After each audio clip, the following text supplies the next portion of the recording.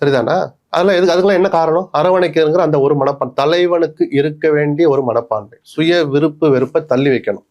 ஐயோ வந்தா நம்மளை தள்ளி விட்டுருவானோ, இல்ல நமக்கு பதில் அவன் நம்மள ஒரு காலத்துல அப்படி பேசுறானே, இப்படி எல்லாம் நினைச்சால் ஒரு தலைவன் ஒரு மிகப்பெரிய இயக்கத்தை வழிநடத்த முடியாது வெற்றிகரமாக. ஆனா அந்த பயத்தின் நியாயம் இல்லாம இல்லையா? சசிகலா ஒரு காலத்துல பயந்துகிட்டே ஒரு தலைமை பொறுப்புல இருக்கிறதுக்கு பேர் அது பெருமையா சார்? அந்த கிரீடத்தை எங்க சார் வச்சுக்குவீங்க? இல்ல அதனாலதான் அவங்களை விலக்கிட்டு ஒரு அதுக்கு பேர் ஒரு தலைவன் செய்யற வேலையா சார்? அரவணைச்சுக்கிட்டு அவங்களை தங்கள் கண்ட்ரோல்ல வைக்கணும் சார். ஒரு தலைவனுக்கு அதுவும் தேவைங்கிறத ஒத்துக்கிறீங்களா இல்ல மறுக்கிறீங்களா? அரவணைக்கிறது குரல் கொடுக்கணும் பூரா ஒதுக்கிட்டே இருந்து கட்சியை விட்டு நீக்கிட்டு யாரை நீக்குனீங்க? எந்த சசிகலாவை நீக்குனீங்க? நீங்க ஒரு நிமிஷம் யோசிச்சாங்க. அப்புறம் எவ்வளவு பெரிய துரோகம் சார் அது? சசிகலாவுக்கு வக்காலத்து வாங்கல. வரலாற்றுல பதிவு பண்ணப்பட்ட விஷயத்தை விவாதிக்கிற உரிமை நமக்கு இருக்கு. சரி, அது அவருடைய ராஜதந்திரம்னு கூட சொல்லிக்க. அரசியல்ல சூழ்ச்சி தான் ஒரு குவாலிபிகேஷன் சொன்னா, அப்படியே செஞ்சுக்கிட்டே போய்கிட்டு இருந்தீங்கன்னா இயக்கத்தை எப்படி வழி நடத்துவீங்க? சரி, அப்படி குறிப்பிட்ட ஒரு சாராரை ஒதுக்குனதன் மூலமா சவுத்துல என்ன ரிசல்ட் வந்துச்சு?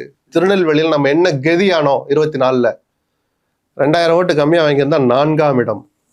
அதிமுகவின் கோட்டை என்று சொல்லப்படுகிற திருநெல்வேலியில அதிமுக 4வது இடம் போயிருக்கோம். இப்ப சொல்லுங்க, எடப்பாடியோட ராஜேந்திரனா சார் அது? அப்படி நீக்கிட்டு எப்படி அப்படியே பாதுகாப்பா போய்கிட்டு இருக்காருல்ல சார்? வேற என்ன சார் உங்களுக்கு வேணும்னு கேட்பீங்களா? அந்த திருநெல்வேலி அதிமுக தொண்டனுக்கு இருக்கிற வழியை வேறு எவர் ஒருவரும் உணர முடியாது.